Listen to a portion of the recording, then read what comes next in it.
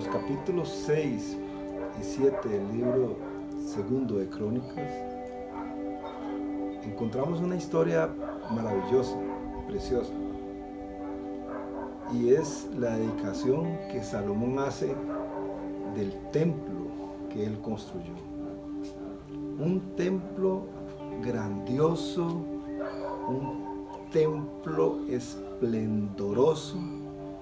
Se consideraba en la antigüedad una de las 7 maravillas del mundo, y ciertamente lo era. Templo espectacular. Capítulo 6, si ustedes tienen su Biblia, su mano, pueden encontrar ahí el título, Dedicación del Templo. Y esta narración llega hasta el capítulo 11 del capítulo 7, porque luego es Dios el que interviene y habla. A Dios le impresionó aquel templo tan maravilloso, y Dios viene y da una respuesta. Se le aparece por segunda vez a Salomón. Ya se le había aparecido en otra ocasión,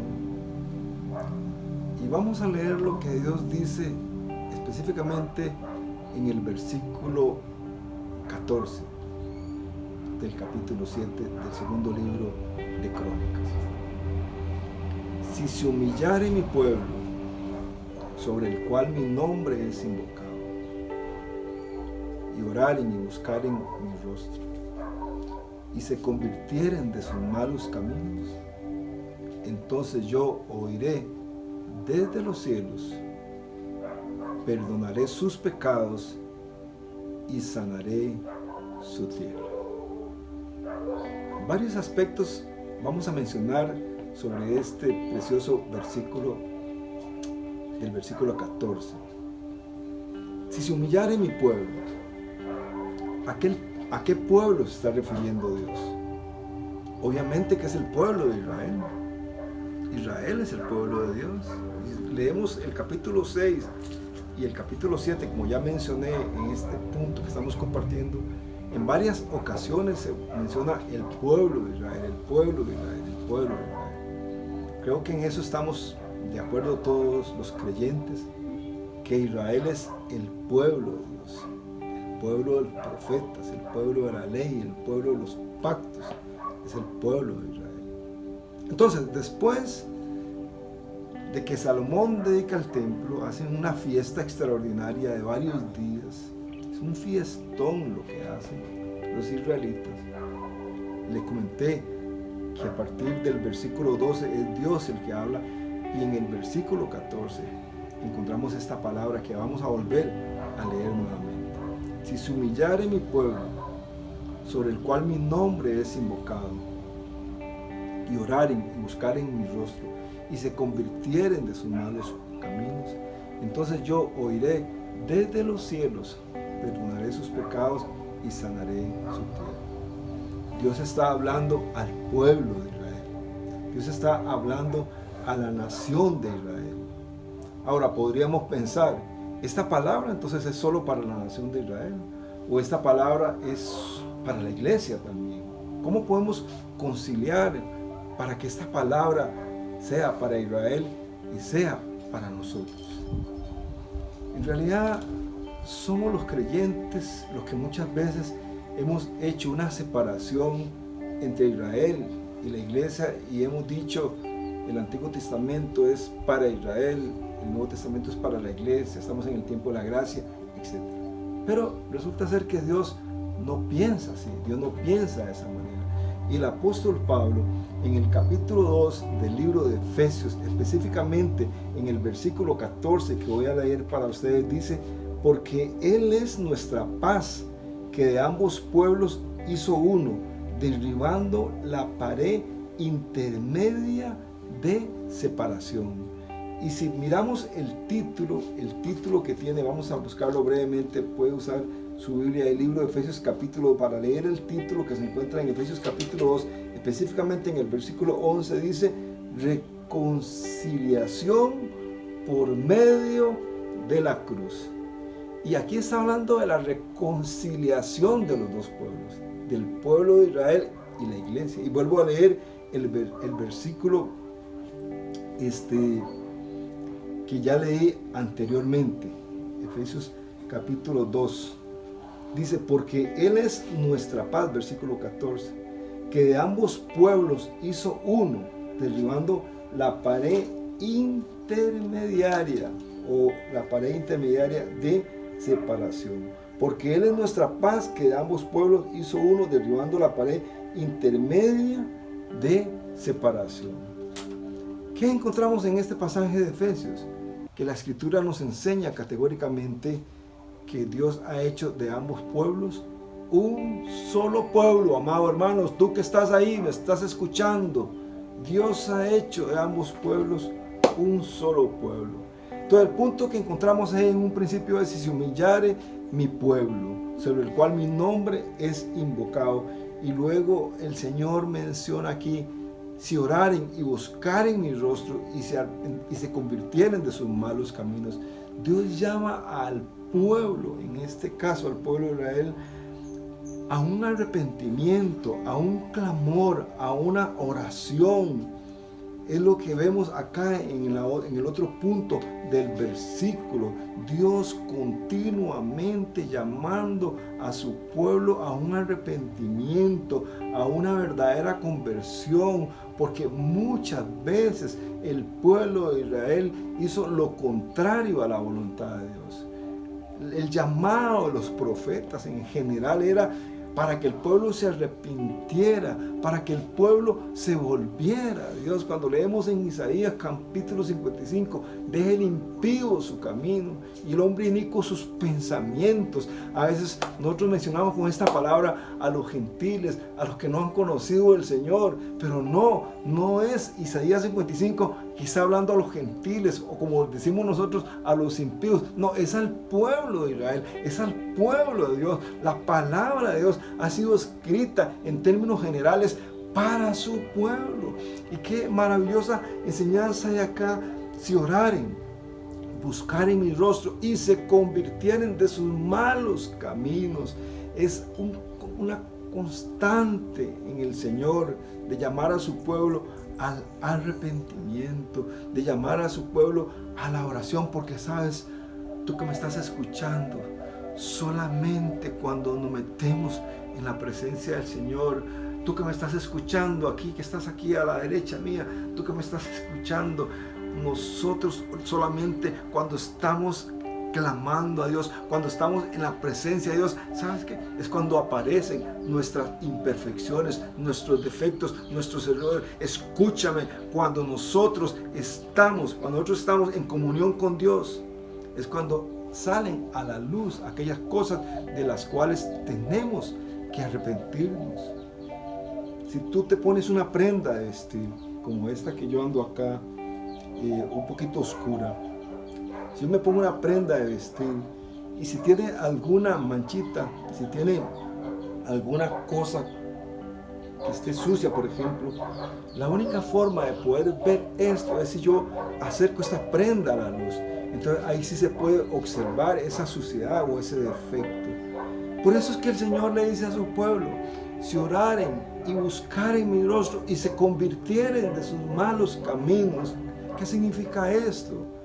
Que cuando el pueblo busca al Señor, cuando el pueblo clama a Dios, y hermano amado, no es el pastor el que tiene que orar, no son los ancianos los que tienen que orar, no son los diáconos los que tienen que orar, no es la célula matriz los que tienen que orar, es el pueblo, es el pueblo. Sin embargo, tristemente lo digo, y no por nuestra iglesia, porque eso es algo constante. La gente de oración, la gente que clama, es una especie en extinción, ya podríamos decir de alguna manera.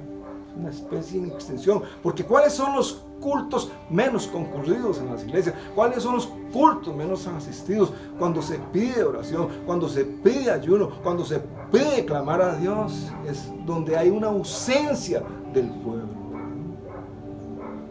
Si oraren, si clamaren, se convirtieren de sus malos caminos. Y luego el Señor dice una palabra poderosa al final del versículo: entonces yo oiré desde los cielos, perdonaré sus pecados y sanaré su tierra. Nunca le cayó la ficha, dicen unos amigos míos bolivianos. Nunca le cayó la ficha al pueblo de Israel. Aquel templo majestuoso, maravilloso, hermoso, precioso, considerado una de las 7 maravillas del mundo, fue destruido totalmente por los babilonios. Y el pueblo de Israel fue llevado cautivo. Al rey le sacaron los ojos y lo llevaron encadenado. Ese fue el desenlace de este templo y de ese pueblo. ¿Por qué? Porque nunca se arrepintió. Pero Dios aquí dice una palabra poderosa. Sí, yo iré desde los cielos, perdonaré sus pecados y sanaré su tierra. ¿Y qué encontramos en esta palabra del Señor, en esta declaración del Señor? Dios promete bendecirnos. Dios promete bendecir su tierra. Dios permite bendecir sus cultivos, el fruto de la tierra, que era lo que predominaba en aquel tiempo, sus viñedos, sus ganados, sus cosas, como dice Deuteronomio, capítulo 8, bendiciones de la obediencia. Eso es lo que encontramos en este pasaje, que si el pueblo verdaderamente se arrepiente del Señor, Dios va a perdonar sus pecados y el Señor va a sanar su tierra.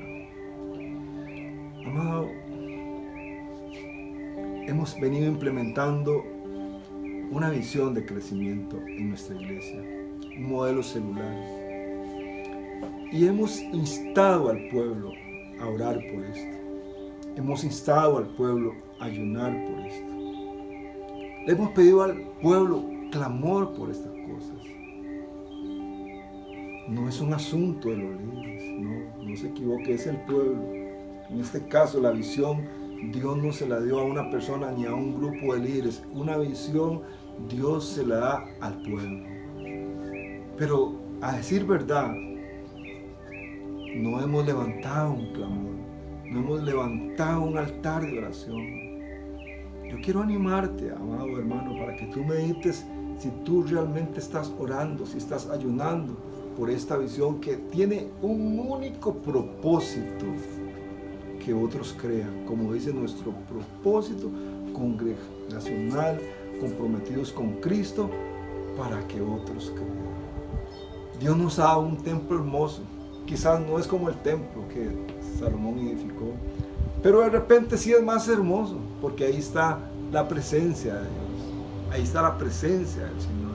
Y sabes una cosa, Dios nos ha dado un templo, pero no es solo para que nos congreguemos nosotros, no es solo para que recibamos nosotros, no es solo para que nos engordemos nosotros, más bien es para que nosotros cumplamos con el propósito congregacional que Dios nos ha dado. La función del templo que Salomón edificó era para hacer testimonio a las naciones, cosa que Israel nunca hizo. Y el templo que Dios nos ha dado es para bendecir, para edificar a los que no han creído, para que vengan y salgan de la muerte a la vida, de las tinieblas a la luz, de la esclavitud a la libertad. Para eso es que Dios nos ha dado una casa. No es simplemente para hacer un culto entre la semana, un culto dominical y ya. Está bien eso, pero ese no es el propósito. El propósito del Señor es que los que no han creído les conozcan. Así que vamos a orar en este tiempo. Inclina tu rostro ahí donde te encuentres y vamos a orar al Señor. Vamos a darle gracias al Señor por el templo que Él nos ha dado. Tenemos el privilegio de tener un templo que es propio, que no tenemos que pagar alquiler, que son unas bonitas instalaciones donde nos sentimos cómodos, a decir verdad. Quizás hay cosas que hacer, pero lo más importante lo tenemos. Pero más que eso, más allá del templo, el edificio, del santuario, es el propósito que Dios tiene con cada uno de nosotros. Señor, queremos pedirte, Señor, que este propósito que tú nos has dado, que esta visión que tú nos has entregado, pueda correr como fuego en pasto seco, Señor. Padre, que muchas otras personas de San Bosco y de las comunidades circunvecinas vengan a tus pies, porque los que estamos en este templo, Señor, cumplamos con el propósito con el cual tú nos has enviado. Tu palabra dice, Señor, en la segunda carta al apóstol Pablo a los Corintios, capítulo 6, versículo 16, ¿y qué acuerdo hay entre el templo de Dios y los ídolos? Porque vosotros sois el templo del Dios viviente, como Dios dijo, habitaré y andaré entre ellos y seré su Dios y ellos serán mi pueblo. Amados, que este privilegio que Dios nos ha dado de tener una casa, de tener un santuario, no nos vaya a pasar como los israelitas, que no atendieron la voz de Dios y al paso de los años aquel templo no quedó en nada. Dios nos ha dado una visión y Dios quiere que muchas personas vengan a su casa. Son multitudes las personas que van a venir, eso dice el Espíritu Santo, y para eso estamos trabajando y queremos animarte para que tú seas parte de este propósito de Dios. Sea muy bendecido y la paz del Señor sea contigo hoy y siempre.